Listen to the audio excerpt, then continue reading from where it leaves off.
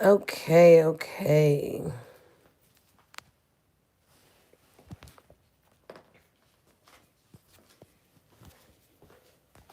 Okay. Hey y'all, so I'm getting my makeup done for the summit today. It starts at 10:30 a.m. We're doing an advanced training with Maria, who landed over $1 million in licensing deals. She's going to be talking about how she did that and what that looks like, and how she landed some of her early licensing deals. And then I am going to be teaching live on how to sell to corporations. I highly recommend you all come, you attend, you get your seat. I should be ready to go soon, y'all. But I hope y'all come. Like, it's going to be so good. And if you missed yesterday, it is on YouTube. So we did the Your First Corporate Offer Summit on YouTube. It was amazing. It was so good. Hey, y'all. Hey, Amanda. What's going on? Hey, hey. Yes, day two is going to be fabulous. I cannot wait. It's going to be amazing. And I want you all to come, bring a friend, tell a friend to tell a friend. You know what I'm saying? We're talking about selling your offers. And this is the most important day of the summit, because if you don't know how to sell, then your business isn't going to survive. Like, I hate to put it that bluntly, but that's exactly what's going to happen. And it took me years to master some of the strategies that I'll be talking to you guys about this morning. And I know that it is going to be an incredible, incredible day. I believe that sales is the heartbeat of your business. And when it stops, so does that business. I also believe that you can sell your way out of a couple of brown bags as a business owner. Like, if you are down and out, you are like, oh my God, I need to make an extra $200,000. I need to do this. I need to do that. I want to buy a house. I want to do this. I got an unexpected bill. You can sell your way out of that issue. I think one of the problems with most business owners right now is they do not know. We're going to be live on Zoom. We're going to be live on Zoom. One of the things, oh my gosh, thank you, Vanessa. She said, I watched all 5 hours of the replay until 1 a.m. this morning, but I will be live this morning. Let's go. One of the things that I feel like is going on with business owners right now, let me tell you what's going on. I'm going to be real with y'all, okay? Number one, they're panicking. Okay, they're panicking. And the only reason why, not the only reason, but one of the reasons why service-based business owners are panicking. Now, I know there are tariffs going on and everything else that's going on with the economy, and a lot of that is directly impacting the product-based businesses. I coach service-based business owners. Our overhead is a lot more flexible than a product-based business. And if we understand how to move people into a buying decision, it is not a secondary skill set, but we treat it like it is. How do I know we treat it like it is? We will spend over $200,000 getting a college degree that won't teach you how to sell a thing. Ask me how I know. I have an international business degree from the University of Illinois, and guess how many sales classes they gave me? Zero. I spent over $180,000 getting a fancy law degree from Northwestern. Guess how many classes they taught us on how to actually sell legal services? Zero. I have spent over 400 grand on my formal education that society applauds me for. And guess how much money those degrees taught me how to make? Not much. Okay. And so one of the things that happened in at Northwestern, thankfully, it's such a highly ranked school due to a whole lot of reasons I don't even have time to get into, but it's a highly ranked school that when people graduate, they typically are able to get really good jobs. But guess what? It was a top 10 law school. What happens to the other 200 plus law students? Well, I'll tell you, because I went to one of the bottom ranked law schools originally. And do you know the average salary for a lawyer in Illinois when I was in law school was only $65,000? $65,000. That covers a year of tuition at that law school I went to. It really, it baffles me that business owners are not investing every single dollar, every single mental energy, every single thing they have into mastering sales. And I believe it is actually a trick, because if we can keep business owners popping up these little businesses, especially Black business owners, right? If we can keep them popping up these little businesses that don't make no money, that don't give them a tenth of the generational wealth that everyone's yelling about on the internet, then we can keep the social order the way it is. Because what happens when you generate revenue, you guys, is not just, oh, it feels good, oh, you can pay your bills. You're beyond that. You now have capital. You get societal capital, you get political capital, you get the ability to put your kids into schools where they learn not just what to do and how to regurgitate information, but how to think critically.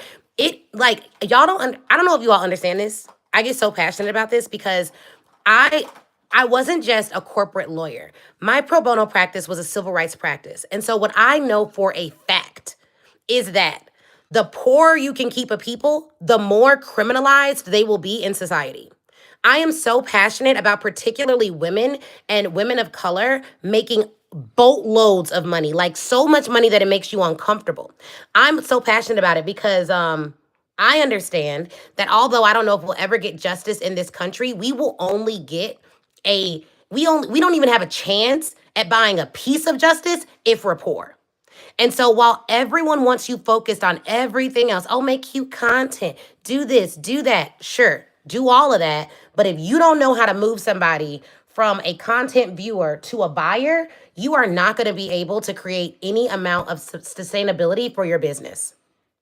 You're just not. So the skill that we're talking about today in the summit is the most important skill. It is going to take work. I will walk you through it. You will leave knowing why you have to sell, who you need to sell to, and how to strategically approach any sales process. Period. You will know that if you come and you do what you're supposed to do.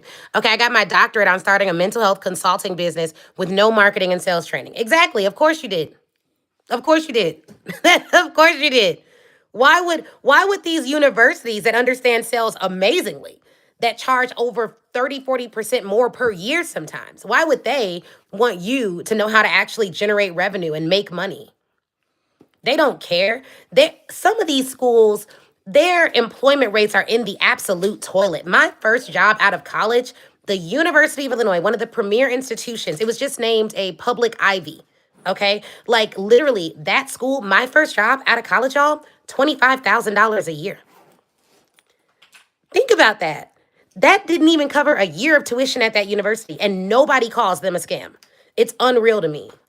Like the scam is getting y'all to believe in the governmental systems as a Black person. That's the scam. Like literally the same government that legalized our captivity and free labor for over 400 years. The same government that allows these institutions to astronomically raise their rates time and time again. But the scam is that we all believe that we should give them hundreds of thousands of dollars to learn how not to make money. But then when someone comes around to teach us how to make money, then we call them a scammer. That's the scam. And it keeps the social order exactly as it is. Now, I'm gonna not be too political today because, I try to keep it under wraps. My husband's always like, oh my God, Ashley, this is YouTube. You can go viral for this. This is recorded. But I stand on mine, to be real. Like I've been in courtrooms, like literally the case that we won, I was able to try one case as a first chair. As I think I was first or second chair, but like I was able to try a case. My parents were able to see it. It was a civil rights case. The guy was in prison. I was his lawyer. And what we had to do, first off, I knew we were going to win the case. When I walked in, I saw the other side. I was like, okay, they ain't got no budget. So we're already starting off strong because in law, typically whoever has the biggest, they call it a war chest, wins. So if you think about that, who has the biggest war chest? Is it typically us? No, it's typically not us. And so if anything happens to our family members, most of us are they always talk about like one bill away from poverty. Most of us are one lawsuit away from poverty. Like, God forbid you have to actually defend yourself against an unjust system and you can't afford it. Y'all think you don't want to grow your business because the root of money is all evil, love of money is all evil and all that stuff. It's just like, nah, if you're Black in America, getting money is a matter of justice. Like it is life and death for you. I just want to be the one to tell you because I don't know if y'all know. Because some of y'all be telling like y'all don't know that you Black in America. We can't afford to be poor. Like I don't have that luxury. Anything happens to my husband, he gets pulled over by somebody, I need to be able to go to war. Financially, that is. Like it is what it is. Someone said I literally experienced this last year with the court system. The court system is the biggest scam. I'm telling you guys, it's not like, what I can say is this, after working for a federal judge, I do believe federal judges have a deeper incentive to be more just and equitable and fair than most state court judges. Because state court judges are elected by the public, federal judges are appointed by the president, and most of the ones that I met actually were trying to do the right thing with the state court, with the electing of the state court. I mean, it's literally private, and this is behind the scenes talk. A lot of lawyers call it a zoo. I'm not even gonna lie to you. A lot of lawyers call it a zoo. And I could get, I mean, I don't think anything can happen to me for this, but like I definitely feel like people would not want me telling you guys this, but they don't follow the law like that. Depending on which courtroom, every single state courtroom that I've been in has been astronomically different. And I'm not saying they're not good people. I'm not saying, but I'm saying that you have experience from, hey, I just started my firm to I've been practicing 30 years, but in one area of law, and now I'm adjudicating a variety of areas of law that I don't have any experience in. Like if y'all knew how this stuff worked, you'd be like, oh, H no. I mean, now you're seeing it with the government, Trump arguing with people in the White House and stuff. So y'all are kind of seeing how intense it is. I used to think before I became a lawyer that justice was like a real thing. Like I was joining a noble profession. Recording in progress. And that's not always the case. Recording stopped. It's not always the case. Vanessa said, this is why you're my absolute favorite on the internet, y'all. I mean, it's so much stuff I be wanting to tell y'all, but I just be like, Lord, let me not get canceled before I get big. But at the same time, I just be wanting to tell y'all the truth. I don't think that you all understand the severe circumstance that you're in when you cannot financially reach your potential. Everyone does not have the ability, due to a variety of factors, to make millions of dollars in business. In fact, I think Ida B. Wells penned a letter. If y'all don't know who Ida B. Wells is, look her up. She is she's dope. She was a journalist. She was a Black woman journalist, but one of the things that she did was she actually broke the story on lynching.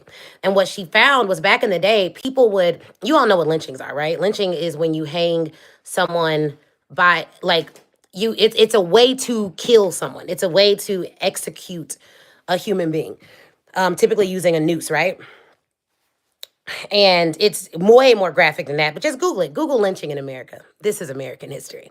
But Ida B. Wells was the Black woman journalist who actually said to everyone, hey, I know that you all think that they're lynching Black people because they're raping white women, but the truth is they are lynching African Americans unjustly. And not just for raping white women, they are lynching Black business owners for stealing market share from them. And it wasn't stealing, but they thought it was stealing. So I want you to imagine this. You are a Black person who decided in the 1800s, you're going to start a business. Let's call it a grocery store, because this is one of the stories that she broke. This brother started a grocery store. It was taking money from the white grocery store that mistreated Black people. But because it caused him to lose money, he develops a plan to go shut this brother's store down, take him out of the store, cause a fight, get him arrested, and then lynched him for being a business owner. And then this is another, oh my gosh, I have so much to say. I don't know why this is like coming out of me this morning because I really didn't plan this. But I want you all to understand this. Not only is that American history, but why do you think they don't give us loans like that?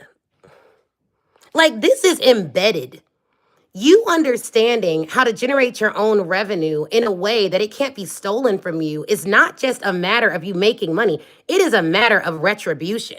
Like, our ancestors, like, they want us to win in business, okay? Now, they're passed on, but they would have wanted us to live, to do well in business and to thrive in business. And Ida B. Wells started writing about this. And do you know what their response was to her? They tried to lynch her. So she went from Memphis to Chicago. Yeah, that's history, okay? Like, I have some things I want to do with Ida B. Wells at Black Women Sell Live next year. But I study history, you guys, because whenever I feel like, oh, times are so hard for me now, I read about Ida B. Wells.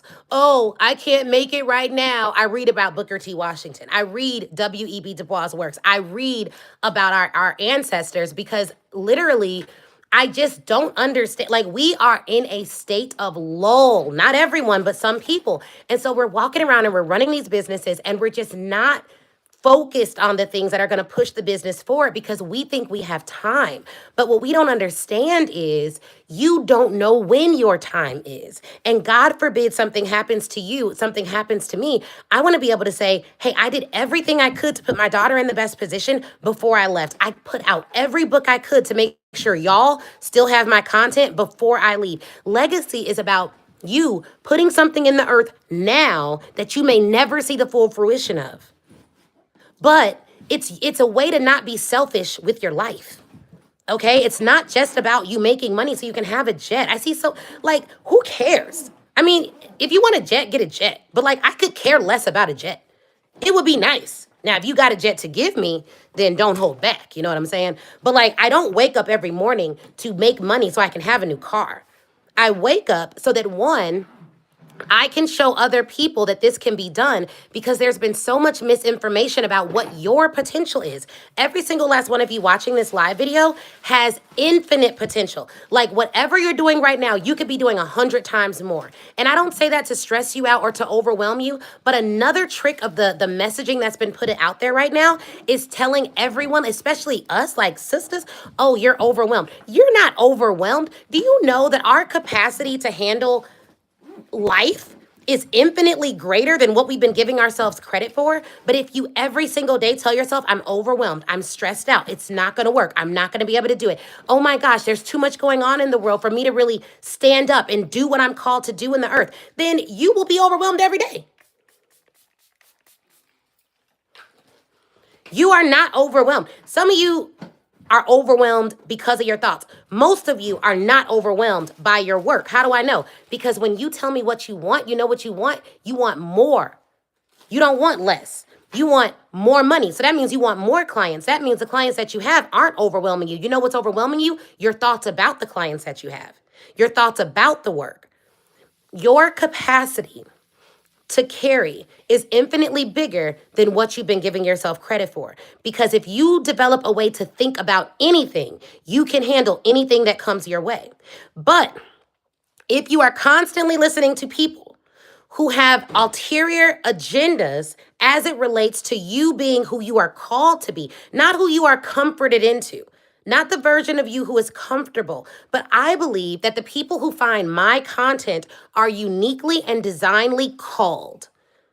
Like every day you wake up and there's something, and if this is you, comment me. There's something that's like pulling at you to do more. There's something that's pulling at you to be greater. Even when you do the stuff that you're doing and everyone's like applauding you, they're like, oh, that's so good, sis. You're like, I know, but there's like, I know this is good. I know I'm doing okay. I'm not getting down on myself, but like there is something more for me that I am hiding from. I'm almost hiding behind the success that everyone sees because there is a giant within me that is cramped up in my current life. And that giant only comes out when you give it permission to. I don't know who needs to hear this, but I feel this so prophetically in my spirit that you need to stop telling yourself that you are overwhelmed, because what you're calling overwhelmed is a spiritual attack from the enemy to keep you stuck. What you're calling overwhelmed is actually a spiritual attack from the enemy to keep you playing small, to keep you not going for big opportunities because you're scared of being rejected. And that fear of rejection isn't even innate. Like you're not even supposed to be afraid of rejection. Most of you are Christians. If you look at Jesus, he literally came here to be rejected. He went and did everything he could to be rejected. Like he knew people were going to reject him. And even though they rejected him, people in power, people who had authority, people who were actually able to crucify him, rejected him. In the process of the biggest rejection in human history, he developed a movement that any of us would be proud of. He developed a following that any of us would be like, oh my gosh, I don't know how this is happening. Those types of followings are what I call God followings. Some of y'all want to blow up, but you're not even willing to be rejected. If you're not willing to be rejected, you're not willing to lead a movement. If you're not willing to lead a movement, you don't get to have what you say you want. Can we be real? Like, How you a follower of Jesus and you're like, I'm so scared to be rejected. If I look at the Bible, everything that it tells me to do, everything that it tells me to be, don't be a people pleaser. Literally, there's so many scriptures about how people in the Bible were punished up to death for being people pleasers. I'm not even supposed to be a people pleaser. The moment I feel like I am supposed to say things, do things, to cramp in a box, to please people, I have automatically taken myself out of alignment, and I have declared war against my calling. I have declared war against my purpose. I have declared war against what I was called to do.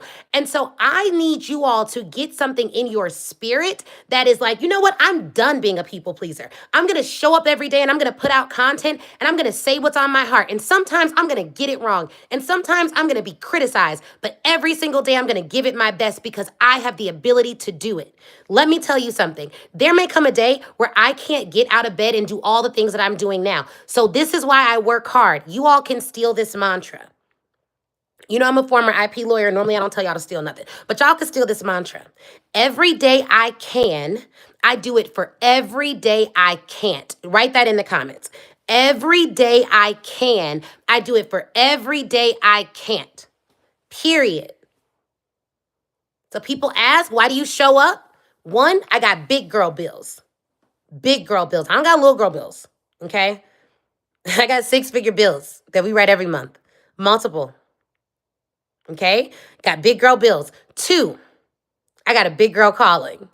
I have a big girl call. Like, I know the power and the impact and the authority that is on my life. I know what people who came before me suffered through so that I could have this version of comfort. I know what my parents went through so that I could be the person that I am today. How dare I decide that because I don't want to get up or I don't want to do something or I don't want to give it my all, that I throw in the towel on all of those who stood before me, those who were killed being business owners. It is a privilege to be a Black business owner. It is a privilege to be a business owner, period. But to be a Black business owner, a Black woman in America, I could wake up, I could make millions. No one's at my door trying to lynch me. I could, like, how dare I? How dare I decide I'm just gonna play small? If I can, there will be days you can't, legitimately. But every day you can, you show up. You show up. You can do this. Like, y'all need to understand you can do this with Trump in the White House. You can do this with racist cops on the streets. You can do, like, with all of the things that are going on in your life, with family doing what family is doing, with your spouse doing what your spouse is doing, to the woman who just got dumped, who just got rejected, who just found out she was being cheated on, you could do it with a cheating boyfriend. You could, like, every single problem you have, you can do it with that. And you can heal through that. And you can take care of yourself. Because here's the thing that I realized. This is the deep point that I realized. Because life is gonna life. Ain't no need of me pretending with y'all that it ain't gonna get hard. It is. I realized that I can develop a frame of mind that allows me to go through things without everything coming through me. Okay? What does that mean? That means whenever I start getting worried about something or I get stressed about something or I think something is going on that I don't really like or whatever that the case may be, I can say, there's a scripture that says, oh God, I can't think of it right now. There's a scripture that talks about, oh, be anxious for nothing, but in all things through prayer and supplication, make your requests known to the Lord, and the peace of the Lord will overcome you. So like that is my daily bread. Like that scripture every day, it's like on my mind. So whenever I feel worried or anxious, I'm like, okay, there's a prescription to this. So I'm supposed to make my request known to the Lord and let his peace come upon me. I could do that every day. And for me, because I believe that that scripture is real, that allows me to literally, when I feel worry, I have a plan for worry. And a lot of you are feeling things consistently, but you don't have a plan for the feeling. You just think the feeling is normal. No, you get to fight back against your feelings. You can't see your feelings. That's why feelings are spiritual. You can't see it. Like, the natural world is like, I can see my fingers. I can see my toes. I can't see anxiety, but I feel anxiety. So for things that I cannot see, I have to have a spiritual plan to regulate that part of me. For things that I can see, Like you can see a big back, okay? So my plan for that got to be the treadmill, got to be eating right. I can see that. So I got a physical plan for that. But things that I cannot see, I need a spiritual plan for. You can see bad, messed up skin, acne. So you go get a physical plan for that. Can I pray away acne? I mean, maybe I could pray for anything that worries you, pray for it. But physical things I have a plan for. Now I can see my bank account, but I can't see the thoughts that allowed me to bring that money in. So I have a physical and a spiritual plan for that. A part of my physical plan for my bank account is making sure I am a master at sales, making sure I am always getting coaching, making sure I'm always investing in my mind, making sure I have a variety of people. See, back in the day, there was like kings and queens, and they had a court and they had a council. And I am a queen in my own right. I have a council of advisors that I pay to advise me in every area of my life. I have a relationship coach. I have a fitness coach. I have a business coach, several. I have information and books that I read to make sure that I'm maintaining my own physical state.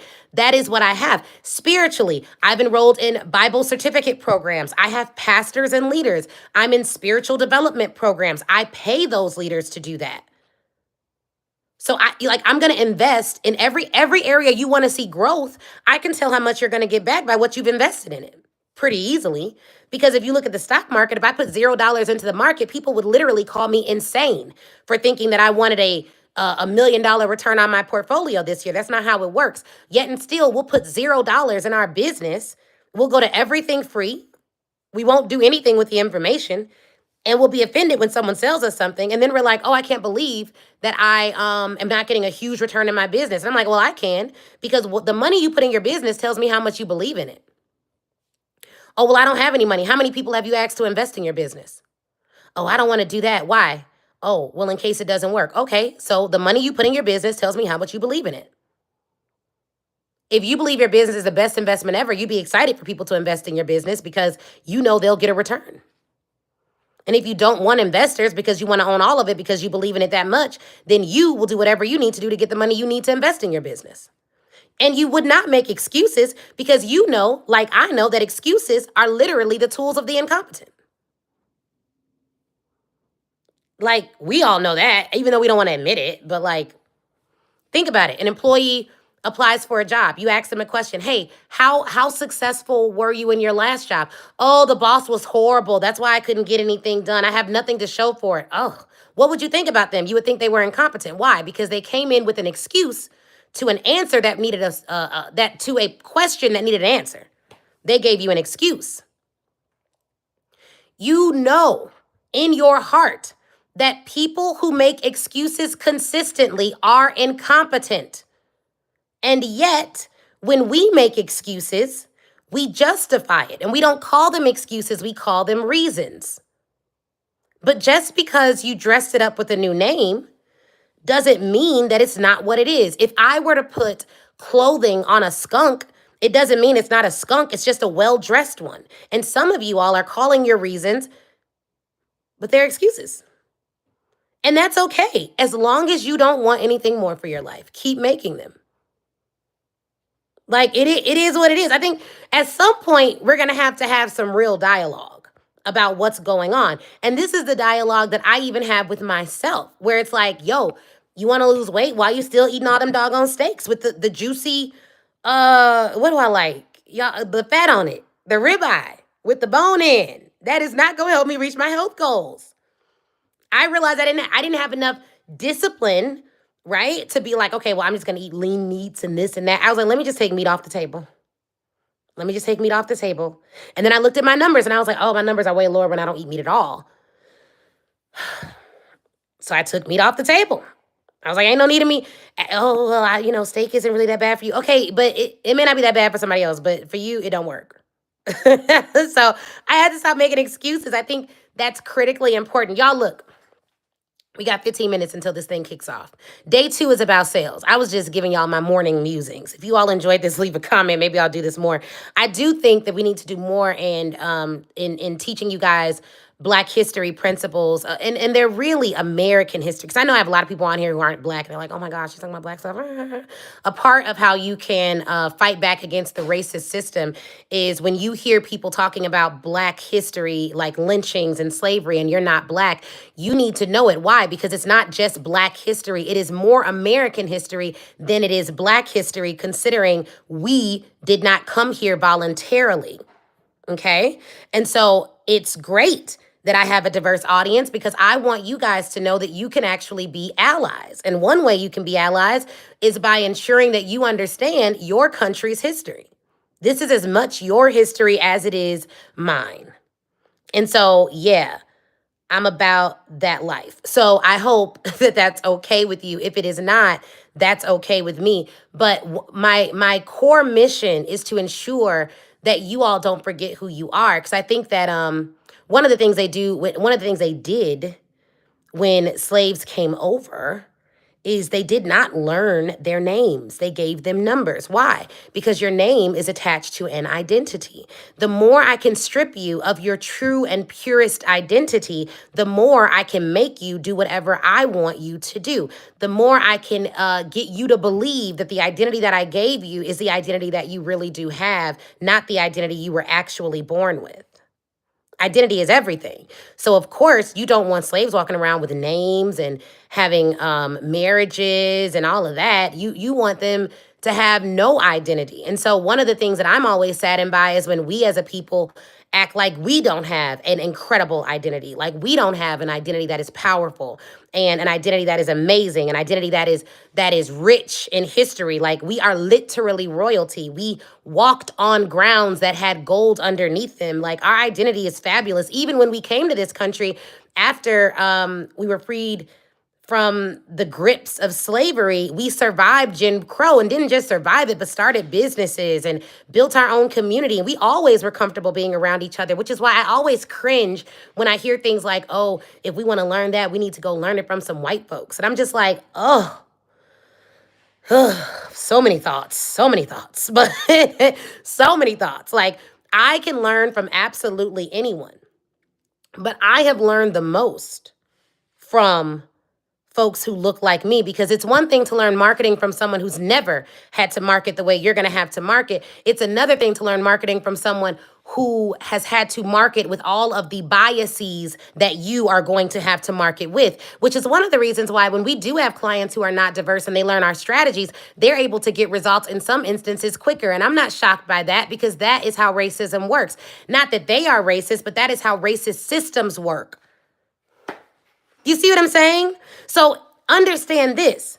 As a Black woman, having built a multi-million-dollar company, having been on the Inc. 5000 list, one of less than, when I counted, it was less than like 30 founders of color on the list of 5,000 companies. Like having been that, I've had to build this with all of that stuff.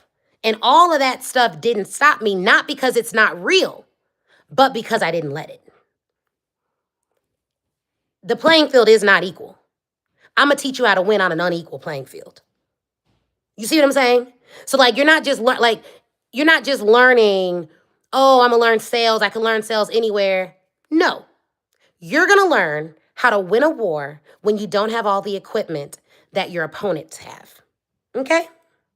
So, hope y'all join me for day 2. I know this was a little intense. I know this is a little intense. I promise it won't be as intense this morning, but I hope you all got some value out of this. Okay? I'll see y'all soon.